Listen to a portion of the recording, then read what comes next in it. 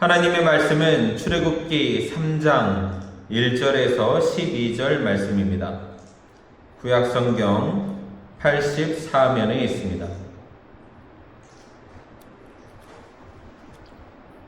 출애굽기 3장 1절에서 12절 말씀 우리 같이 합독하겠습니다. 시작. 모세가 그의 장인 미디안 제사장 이드로의 양떼를 치더니 그 떼를 광야 서쪽으로 인도하여 하나님의 산 호렙에 이르매 여호와의 사자가 떨기나무 가운데로부터 나오는 불꽃 안에서 그에게 나타나시니라. 그가 보니 떨기나무에 불이 붙었으나 그 떨기나무가 사라지지 아니하는지라. 이에 모세가 이르되 내가 돌이켜 가서 이 큰 광경을 보리라. 떨기나무가 어찌하여 타지 아니하는고 하니 그때에 여호와께서 그가 보려고 돌이켜 오는 것을 보신지라.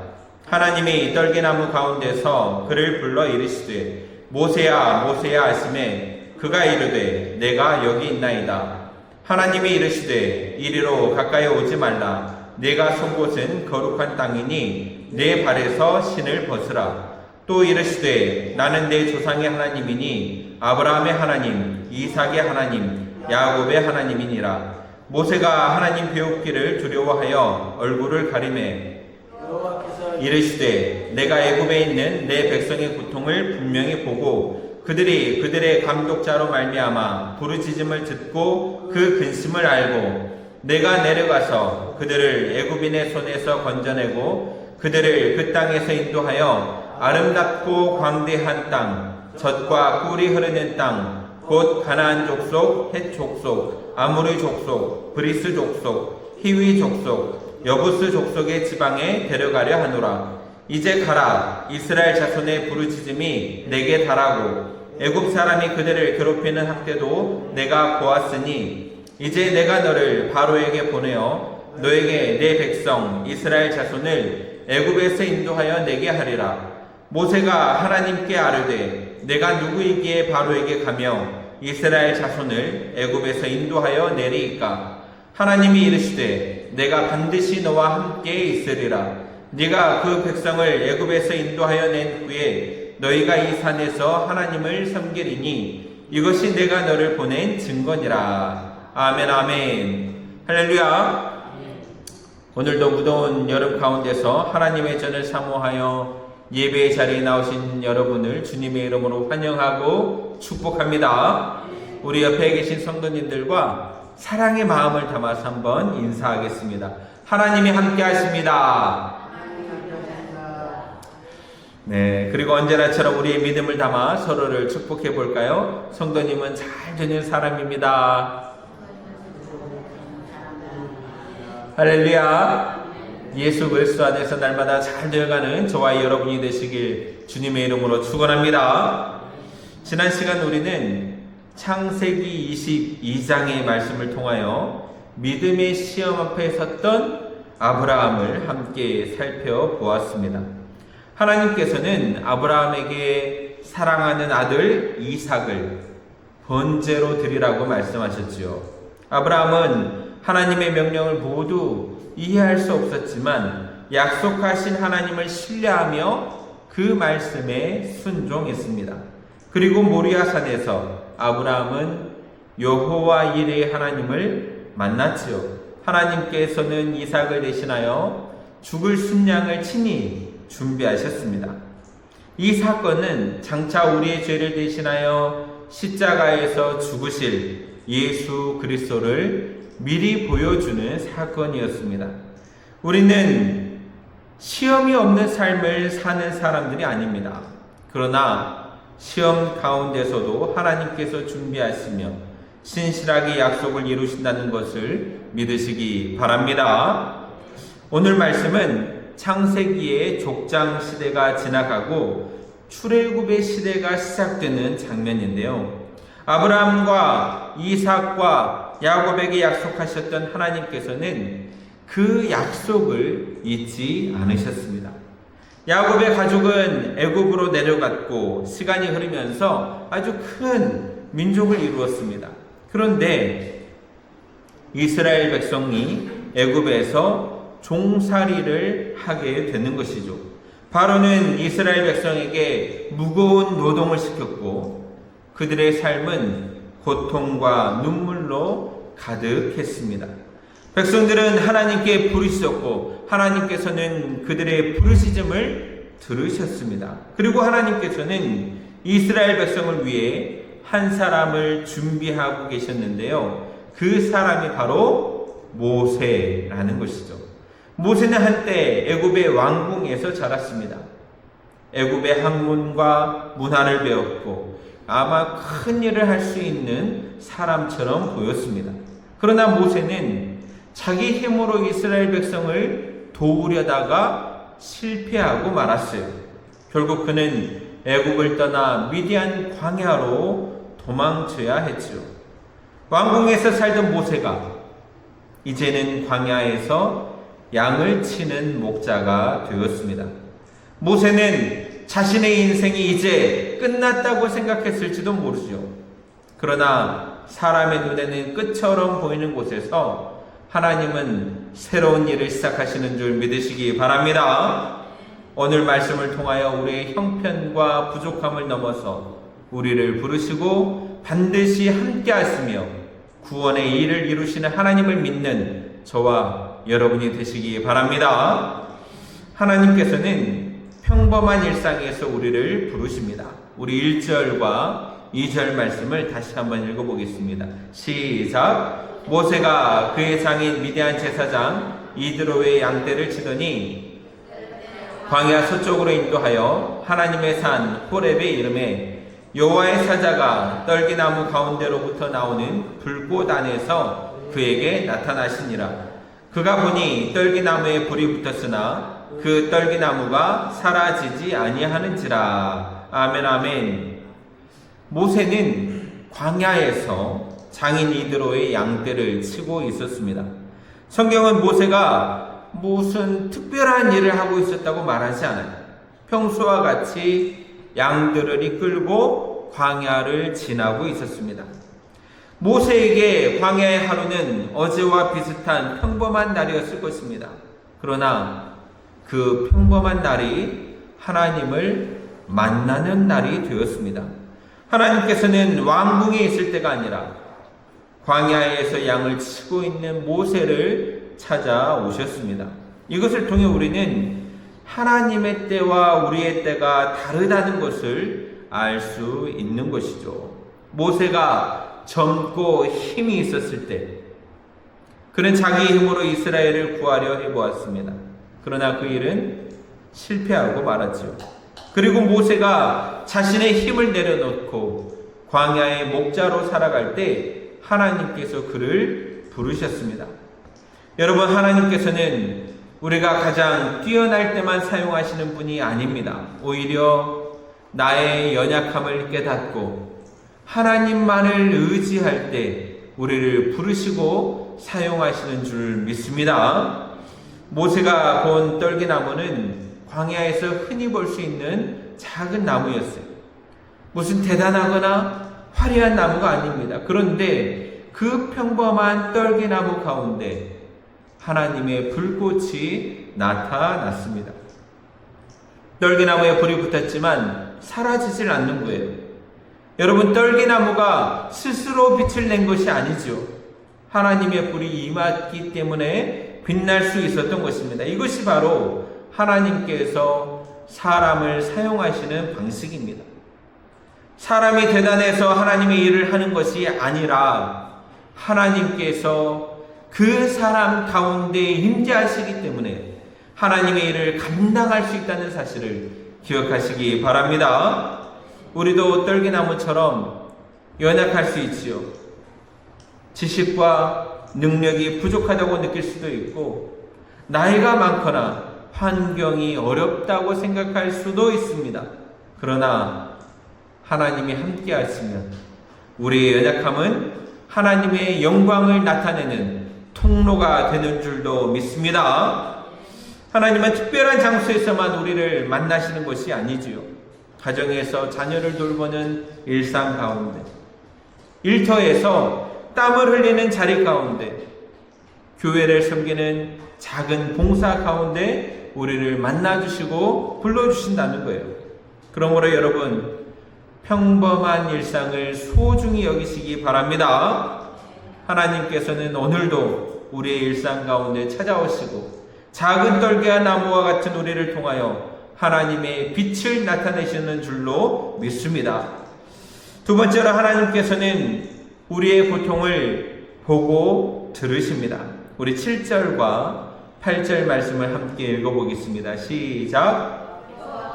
이르시되 내가 애굽에 있는 내 백성의 고통을 분명히 보고 그들이 그들의 감독자로 말미암아 부르짖음을 듣고 그 근심을 알고 내가 내려가서 그들을 애굽인의 손에서 건져내고 그들을 그 땅에서 인도하여 아름답고 광대한 땅, 젖과 꿀이 흐르는 땅, 곧 가나안 족속, 헷 족속, 아모리 족속, 브리스 족속, 히위 족속, 여부스 족속의 지방에 데려가려 하노라. 아멘, 아멘. 여러분, 하나님께서는 이스라엘 백성의 형편에 대하여 세 가지로 말씀하시는데요. 우리 따라서 해볼까요? 내가 보았다. 내가 들었다. 내가 알고 있다. 애굽의 사람들은 이스라엘 백성을 노예로만 바라보았습니다. 바로는 그들을 일을 시키기 위한 도구로만 생각했어요. 그러나 하나님께서는 그들을 내 백성이라고 부르셨어요.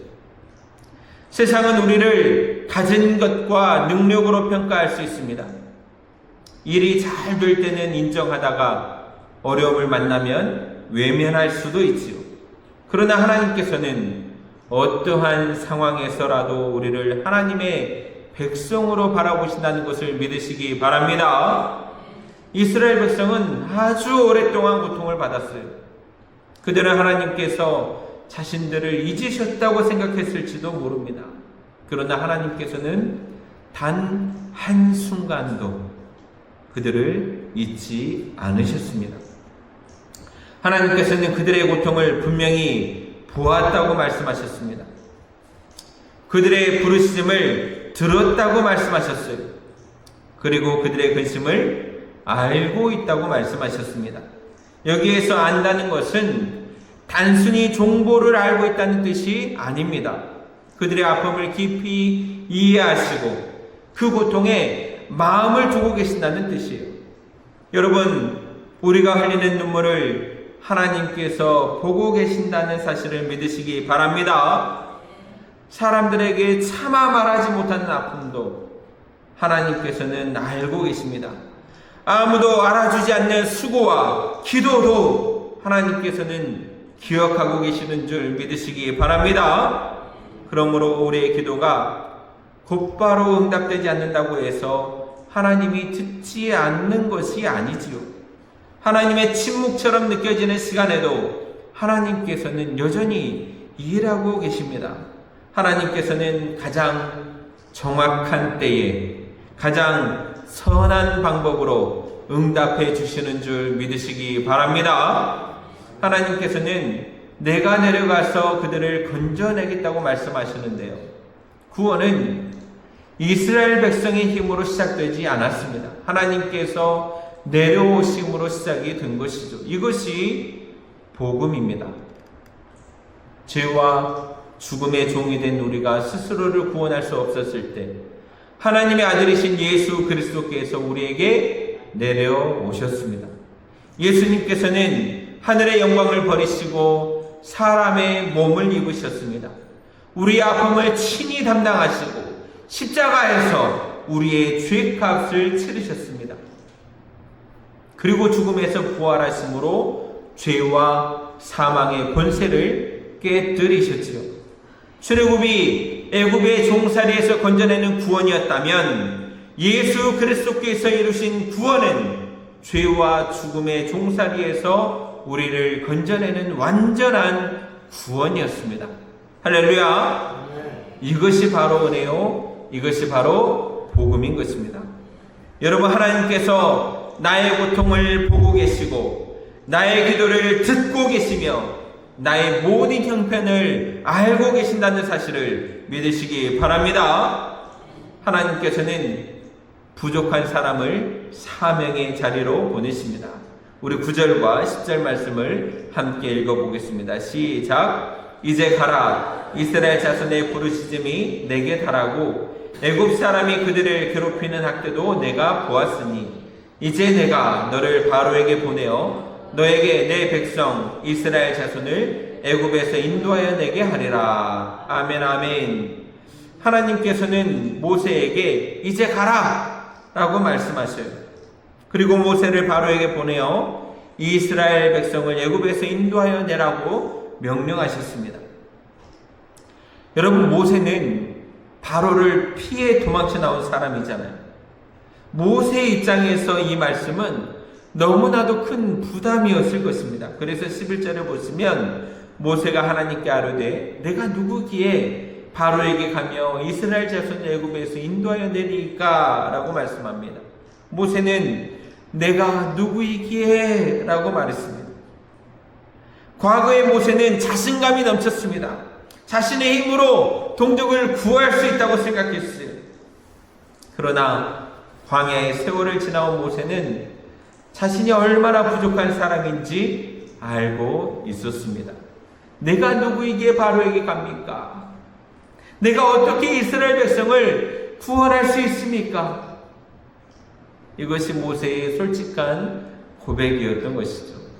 그런데 하나님께서는 모세가 얼마나 대단한 사람인지 설명하지 않으셔요.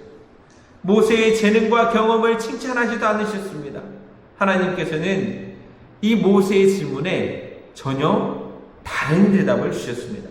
모세는 내가 누구입니까? 라고 물었지만 하나님께서는 내가 너와 함께 하겠다라고 하십니다.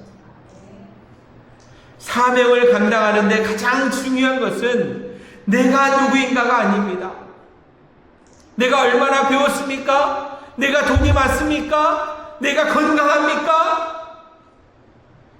이게 아니라는 거예요.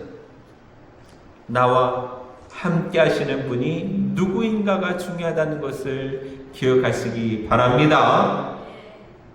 내 형편만 바라보면 할 수 없는 일들이 너무나도 많아요. 그러나 하나님께서 함께 하시면 부족한 사람도 귀하게 쓰임받을 수 있음을 믿으시기 바랍니다. 성경을 보면 하나님은 완벽한 사람만 사용하지 않으셨습니다. 아브라함은 두려움 때문에 실수했고 야곱은 속이는 사람이었으며 모세는 사람을 때려 죽이고 광야로 도망칠 사람이었습니다. 다윗도 넘어졌고 베드로도 예수님을 3번이나 부인했잖아요. 그러나 하나님께서는 그들을 버리지 않으셨습니다. 은혜로 회복시키시고 하나님의 사명을 맡기셨습니다. 하나님께서 사람의 연약함보다 크시기 때문입니다. 그러므로 여러분, 나는 부족해서 할 수 없습니다 라는 생각을 벗어나시기 바랍니다. 그래서 하나님이 맡기신 가정과 교회와 일터의 사명을 믿음으로 감당하는 저와 여러분이 되시기 바랍니다.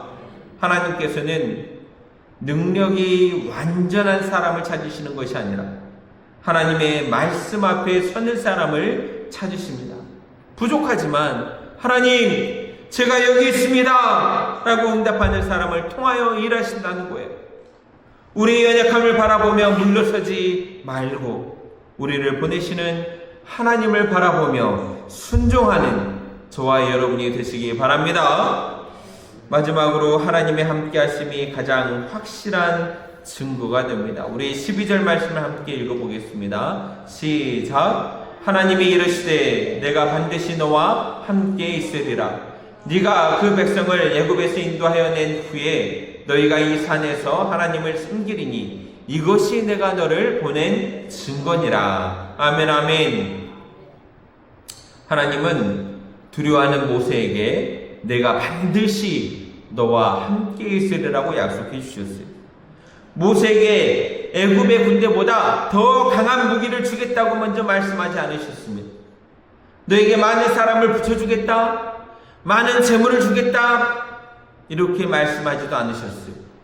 하나님이 주신 가장 큰 약속은 하나님의 함께 하심이었습니다. 내가 반드시 너와 함께 있으리라는 이 말씀은 모세가 앞으로 만나게 될 모든 어려움을 이겨내게 하는 약속이었습니다. 바로가 완강하게 거절해도 하나님이 함께 하셨습니다. 홍해가 앞을 가로막아도 하나님은 함께 하셨습니다. 광야에 먹을 것과 마실 것이 없어도 하나님은 언제나 함께 하셨습니다. 모세의 능력이 이스라엘 백성을 구원한 것이 아닙니다. 함께 하시는 하나님의 능력이 그들을 구원한 줄 믿으시기 바랍니다. 하나님은 모세에게 이스라엘 백성을 애굽에서 인도하여 낸 후에 이 산에서 하나님을 섬기게 될 것이라고 말씀하시지요. 아직 모세는 애굽으로 출발하지도 않았어요. 바로를 만나지도 않았고 이스라엘 백성을 인도해내지도 않았습니다. 그러나 하나님께서는 이미 구원 이후의 예배를 말씀해 주시는 것이죠. 하나님께서는 시작만 하시는 분이 아니라 시작하신 일을 반드시 이루시는 분이기 때문입니다. 출애굽의 목적은 단순히 애굽에서 벗어나는 데 있지 않았습니다. 하나님을 예배하는 백성이 되는 것이었죠. 우리를 구원하신 목적도 마찬가지입니다. 단지 어려움에서 벗어나 잘 사는 것이 구원의 전부가 아니라는 거예요. 하나님을 예배하며 하나님의 뜻을 따라 살며 세상 가운데 하나님을 영광에 내는 백성이 바로 하나님의 뜻인 줄 믿으시기 바랍니다. 예수님께서 이 땅에 오셨을 때 그 이름을 임마누엘이라고 하셨어요. 임마누엘은 하나님이 우리와 함께 계시다라는 뜻입니다. 모세에게 함께 하시겠다고 약속하신 하나님께서 예수 그리스도를 통하여 우리 가운데 오셨습니다. 부활하신 예수님께서도 제자들에게 세상 끝날까지 너희와 항상 함께 있으리라고 약속하셨습니다. 그래서 우리는 혼자가 아닌 줄로 믿습니다.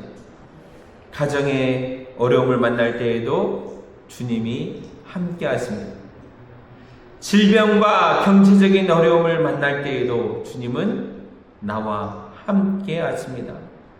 맡겨진 사명이 무겁게 느껴질 때에도 성령님으로 함께 하신다는 사실을 믿으시기 바랍니다. 여러분, 나의 환경이 좋아지는 것으로 하나님이 함께 하신다는 증거가 되는 것이 아니에요.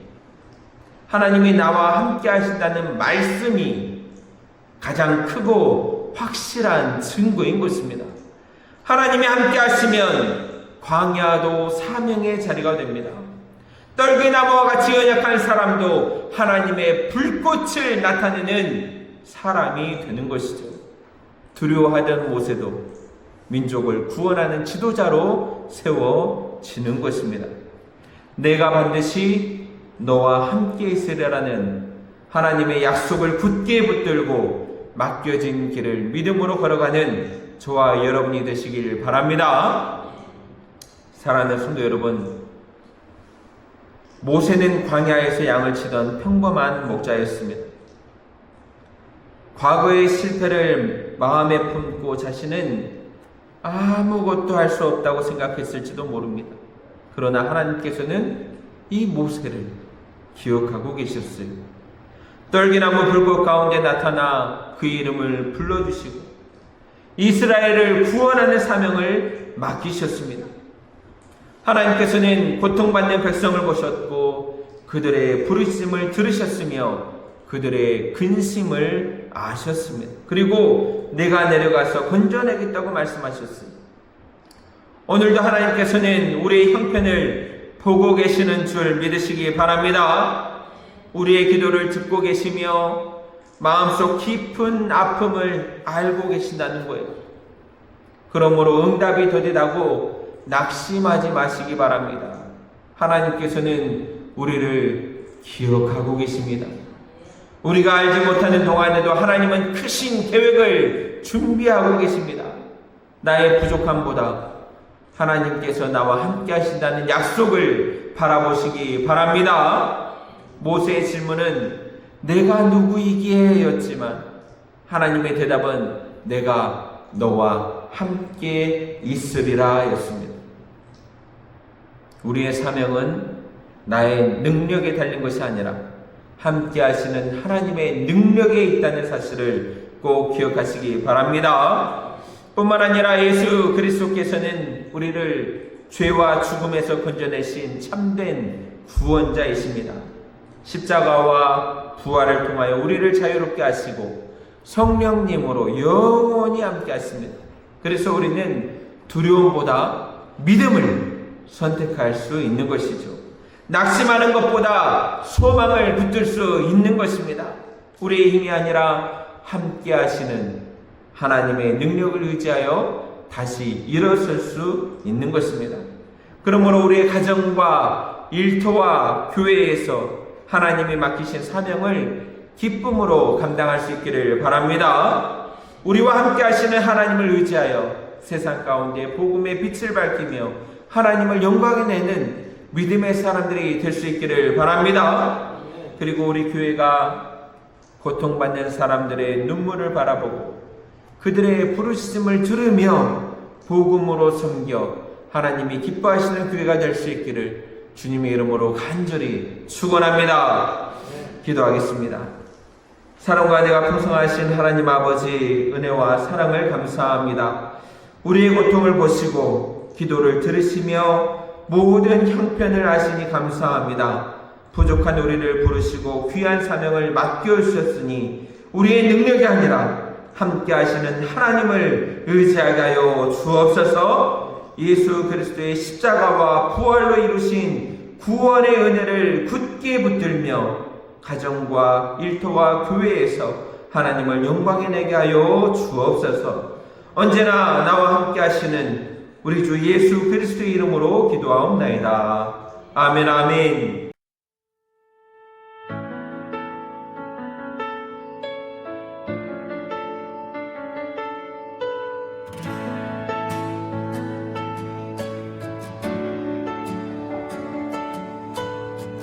끝이라 생각했던 메마른 광야 한가운데 평범한 나의 하루에 주님이 찾아오셨네. 작고 연약한 떨기나무 스스로 빛낼 수 없지만 주의 불꽃 임하실 때 주의 영광 나타나네. 내 이름을 불러주시는 주 내 모든 삶을 알고 계시네. 두려움 내려놓고 주 앞에 서서 나 여기 있나이다. 내가 너와 함께 있으리라. 두려워 말고 일어나가라. 네 힘이 아닌 나의 능력으로 내가 너를 붙들리라. 내가 너와 함께 있으리라. 광야에서도 너를 지키리라. 끝까지 신실하신 하나님의 약속 믿음으로 걸어가리.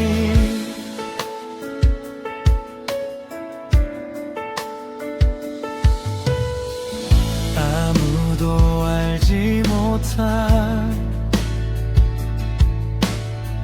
내 마음 깊은 눈물까지 주님은 모두 보시고 나의 부르짖음 들으시네.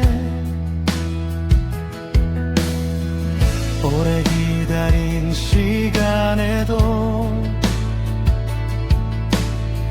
주님은 나를 잊지 않네.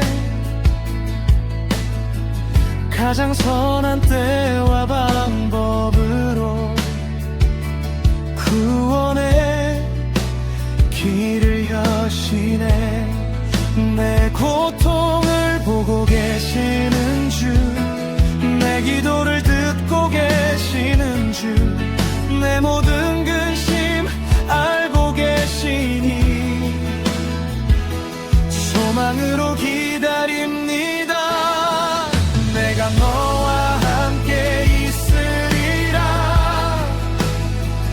두려워 말고 일어나가라.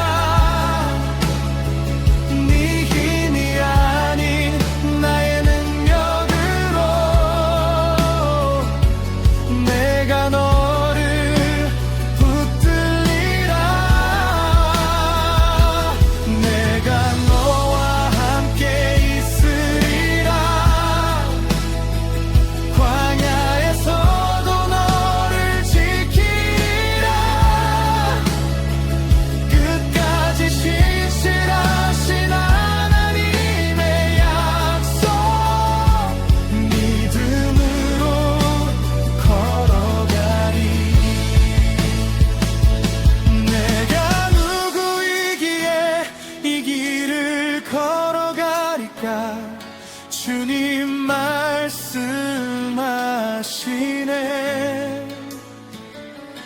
내가 너와 함께 하리라. 나의 부족함보다 더 크신 주의 능력, 나의 실패보다 크신 회복의 은혜.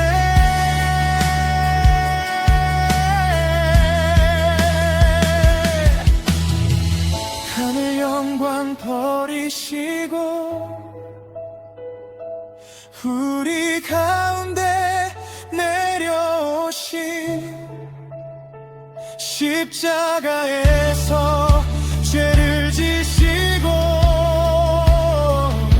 사망 권세 이기셨네. 임마누엘 예수 그리스도 세상 끝날까지 함께 하시네. 죄와 죽음에서 건져내신 나의 영원한 구원자.